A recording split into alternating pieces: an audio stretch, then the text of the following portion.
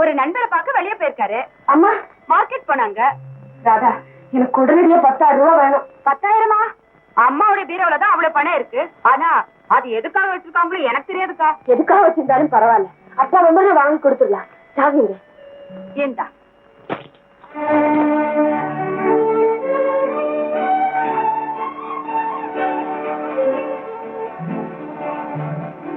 இந்தா நீ கேட்ட 10,000. இனிமே எக்காரணத்தை கொண்டு பணத்துக்காக என் பர்சனல் லைஃப்ல தலையிட்ட நான் பொல்லாதவளாயிடுவேன். இனிமே நீங்க எக்காரணத்தை கொண்டு புகழுக்காக பொது வாழ்க்கையில தலையிட்டீங்க, நான் பொல்லாதவனா மாறிடுவேன். அப்போ நான் புகழ் தேடுறது தப்புங்கிறியா? போலி புகழை தேடுறதுதான் தப்புன்னு சொல்றேன். குறுக்கு வழியில போகாம நேர் வழியில போங்க. ஆமா, நேர் வழியில போய் புகழை தேட ஆரம்பிச்சோம்னா பெற்றதுக்கு அப்புறம் தான் திலையும் வரும் புகழும் வரும். வயசாயிடும்பா உங்களுக்கா? அவளுக்கு. இருங்க, நான் ஏன் பணத்தை செலவழிச்சு பொதுமக்கள் கிட்ட பேரும் புகழும் தடிக்கிறேன். அதனால யாருக்கு என்ன நஷ்டம்? மேடம், காட்டை கெடுக்க 10 ஆடு போதும், வீட்டை கெடுக்க 10 பெருச்சாளி போதும், நாட்டை கெடுக்க உங்களை மாதிரி 10 போலிகள் போதும். எங்களை கெடுக்க நீ ஒருத்தம் போதும். அதை ஞாபகம் வச்சுக்கங்க, மறந்துடாதீங்க. வர என்ன இந்த குடுமையா மீசி எல்லாம் எடுத்துட்டு போயிடுப்பா. அதெல்லாம் பெரிய பம்பல மாட்டிக்கிட்டடி. அதான் பணத்தை கொடுத்து தப்பிச்சுட்டோம். அதே பாருங்க, பேர் வந்திருக்கு. பேரை ரசிக்கிறியா? அடியே, உங்க அம்மா வெளியில இருந்து வந்து பச்சை பழத்தை தேடி இருக்காங்க. நீ அதை எடுத்து அவங்க கிட்ட கொடுத்தத ராதா சொல்லிட்டா. பத்திரகாளி மாதிரி வந்துகிட்டு இருக்காங்க. நீயாச்சு உங்க அம்மா வாச்சு என்ன விடு.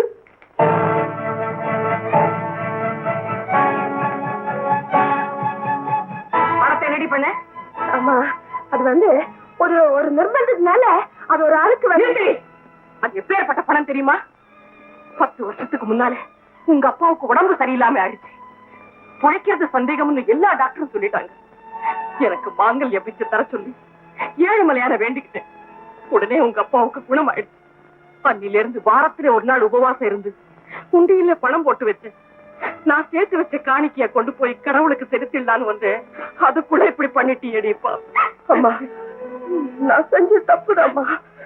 அப்பா வந்ததும் 10,000க்கு 20,000 வாங்கிட்டு போய் ஆண்டவனுக்கு செலுத்தினாம்மா. கோடி கோடியா பணத்தை கொண்டு போய் கொட்டாலும் 10 வருஷமா நான் விரதம் இருந்து சேர்த்து வச்சேன் பாரு. அந்த பணத்துக்கு ஈடாகாதடி, ஈடே ஆகாது. அந்த பணத்துக்கு இருக்கிற மதிப்பும் புனிதமும் எனக்கு தெரியாம போச்சுமா. தெரிஞ்சிருந்தா கூட அதை நீ எடுத்து கொடுக்க தாண்டி செஞ்சிருப்பேன். உனக்கு உங்க அம்மா மாங்கல்யத்தை விட, உங்க அப்பா உயிரை விட, அந்த ஆண்டவனுடைய கண்ணை விட அல்ப புகழ் தான் பெருசா போச்சுன்னு எனக்கு நல்லா தெரியும். ஐயோ, நான் வேணும்னு இந்த காரியத்தை செய்யவே இல்லைம்மா. இது வரைக்கும் உங்க அப்பா சம்பாதிச்ச பணத்தை வச்சு புகழ் வாங்கினேன். என்கிட்ட இருந்த நிம்மதி எல்லாம் பறிச்சு புகழ் வாங்கினேன். இப்ப கடவுளுக்கு சேர வேண்டிய காணிக்கையை கொடுத்து புகழ் வாங்க துணிஞ்சிட்டேன். இனிமே கொடுக்கறதுக்கு என்கிட்ட ஒண்ணு தாண்டி இருக்கு. அதுதான் என் உயிர். பெத்த தாயை கொன்னுட்டு பரசுராமன் புகழ் அடைஞ்ச மாதிரி என்ன கொன்னுட்டு நீ ஏதாவது புகழ் அடைய முடியும்னா அதையும் செஞ்சுடு. உனக்கு புகழும் கிடைக்கும், எனக்கு சாவல நிம்மதியும் கிடைக்கும். இனிமே என் முகத்திலேயே முடிக்காது. போயிடு.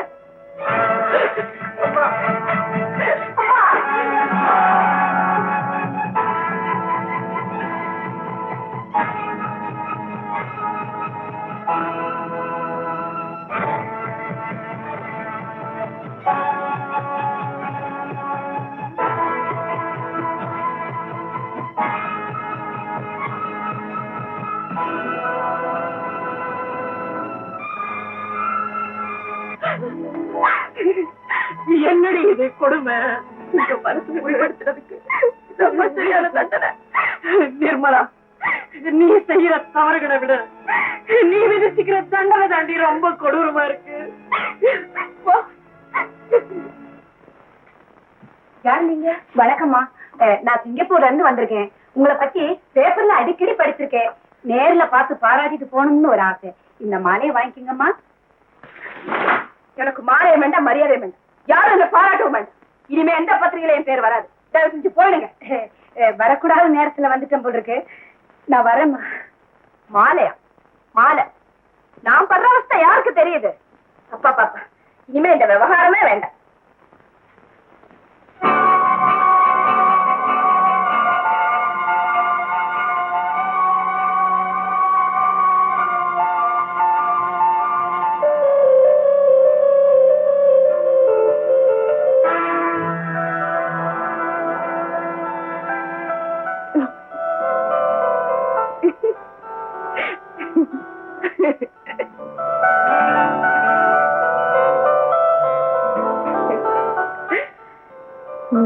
விட்டாலோ நீ என்ன விட பாட்டியே.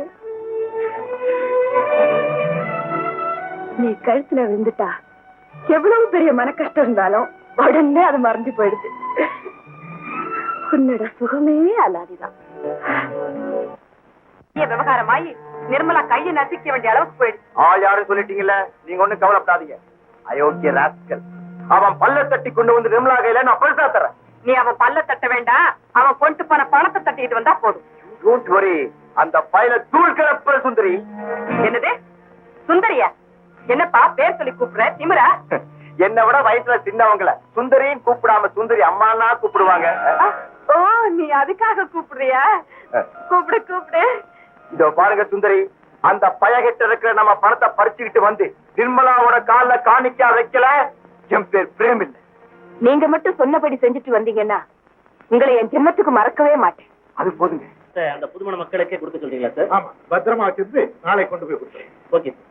ஓஹோ, பிளாக்மெயில் பணம் பிரசன்டேஷனா போகுதோ? யாருப்பாரு? நிர்மலாவை மிரட்டி பணம் 10,000 பறிச்சுட்டு வந்து இல்ல, அதை வாங்கிட்டு போக வந்திருக்கு. ஓ, வாங்காம போக மாட்டேன். அது என் சரித்திரத்திலேயே கிடையாது. நீயா கொடுத்துறியா இல்ல?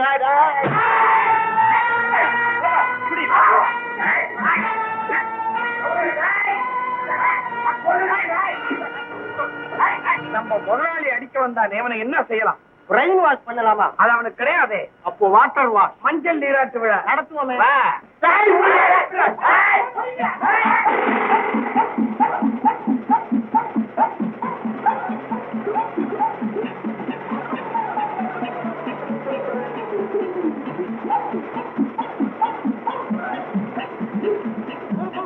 நிறுத்துக்கப்பா. இரு, உண்மையை சொல்லு, எதுக்காக இங்க வந்த? சொல்றேன், கொஞ்சம் விட சொல்லுங்க. என்ன உண்மை சொல்றேன், கொஞ்சம் இறக்கி விடுங்கப்பா. நான் வந்து வணக்கங்க.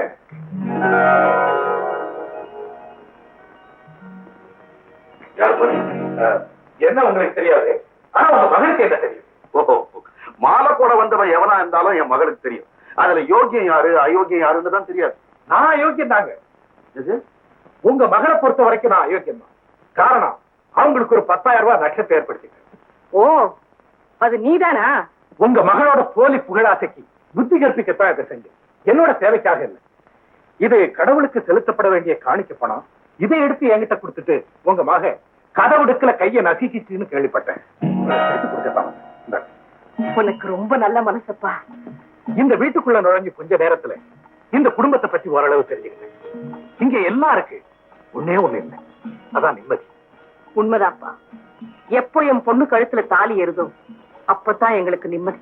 அது அவ்வளவு சுலபம் இல்லம்மா. உங்க மகளுக்கு புகழ்ங்கிற போதை ஏறி இருக்கு. அது எப்ப இறங்குதோ அப்பதான் அவங்க கழுத்துல தாலி ஏறும். தம்பி, நீ ரொம்ப நல்லா சொன்ன. நான் உன்னுடைய கட்சி. என் மகன் நிர்மலா கிட்ட இருக்கிற இந்த ஒரு பலவீனத்தை மட்டும் மறந்துட்டு பார்த்தா, அறிவு, அழகு, ஒழுக்கம் எல்லாத்திலுமே அவன் உயர்ந்தவப்பா. அவ புகழாசைங்கிற முள்ளுக்கு நடுவுல உள்ள ஒரு அழகான மலர். என்னதான் அழகான மலரா இருந்தாலும் அதை முள்ளோட எடுத்து நெஞ்சில வச்சுக்கிட்டு நெஞ்ச புண்ணாய்க்கு யாரும் விரும்ப மாட்டாங்கம்மா. கைய நசுக்கிட்டாளா? ஆமா பாட்டி, புகழுக்காக எந்த குற்றத்தையும் செய்வாளா அந்த நிர்மலா. கண்டிப்பா தண்டிச்சு போகலாம். அது ஒரு பெக்கூலியர் கேரக்டரா இருக்கு. இது ஒண்ணும் பெக்யூலியர் இல்லடா, இது ஒரு வியாதி மாதிரி. நாம அமெரிக்காவில தங்கியிருந்த ஆஸ்பத்திரியில சொன்னாங்க, ஒரு கோட்டீஸ்வரனுடைய மனைவிக்கு திருட்டு பழக்கம் உண்டா. அவ போற இடமெல்லாம் கையில கிடைக்கிறத கவுனுக்குள்ள சொருகிட்டு வந்துடுவானா. இன்னொருத்தி தூக்கத்திலேயே எழுந்திருச்சு போய் எங்க எல்லாம் சுத்திட்டு விடிய காலையில வீடு வந்து சேர்ந்துடுவாளாம். இந்த புத்தமெல்லாம் பெருசா எடுத்துக்க முடியுமா? பாட்டி, அவங்க செய்யறது அவங்கள மட்டும்தான் பாதிக்கும். ஆனா இந்த பொண்ணு செய்யறது அவ குடும்பத்தார மட்டும் இல்ல, இந்த நாட்டையே பாதிக்கும். அதனாலதான் விட மாட்டேங்க. கல்யாணம் ஆயிட்டா எல்லாம் சரியாயிடும்டா. இவளையதான் கட்டிக்குவான். பொண்டாட்டியா வர்றவ ஏதாவது பண்ட பாத்திரம் கேட்டா வாங்கி கொடுக்கலாம். இவ பாராட்டு பத்திரமா கேட்பாளே, ஏதோ கூடவே துணிமணி கேட்டா வாங்கி கொடுக்கலாம். பொன்னாடையா கேட்டா இவளை கட்டிக்க எந்த மானங்கிட்டவனும் தயாரா இருக்க மாட்டான். அவங்க அப்பா அம்மாவும் எவ்வளவோ ட்ரை பண்ணாங்களாம். ஒண்ணும் நடக்கல. பாவண்டா, இந்த மாதிரி பொண்ணுங்க எல்லாம் அமெரிக்காவில பிறந்திருக்கணும். எவனாவது லவ் பண்ணிருப்பான். சட்னி சட்னி சட்னி போடுங்க. சரி.